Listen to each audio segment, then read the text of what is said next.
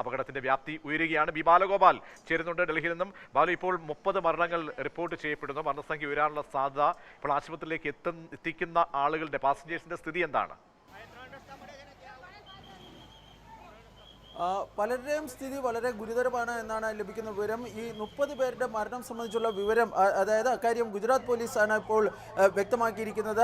എന്നാൽ ഔദ്യോഗികമായ ഒരു അറിയിപ്പ് അതുമായി ബന്ധപ്പെട്ടുണ്ടായിട്ടില്ല. പക്ഷേ ഇതിൽ ഏറ്റവും പ്രധാനപ്പെട്ട ഒരു കാര്യം നമുക്ക് പറയാനുള്ളത്, മലയാളികൾ ഈ അപകടത്തിൽ പെട്ടിട്ടുണ്ടോ എന്ന കാര്യം സംശയമുണ്ട്. കാരണം ഈ പാസഞ്ചർ ലിസ്റ്റിൽ നോക്കുകയാണെങ്കിൽ ചില മലയാളികളുടെ പേര് ഇതിൽ കാണുന്നുണ്ട്. പക്ഷേ അതിൻ്റെ കൂടുതൽ വിശദാംശങ്ങൾ നമുക്ക് ലഭ്യമായിട്ടില്ല. ഗുജറാത്ത് മുൻ മുഖ്യമന്ത്രി വിജയ് റുപാണിയുടെ പേരും ഈ പാസഞ്ചർ ലിസ്റ്റിൽ ഉണ്ട്.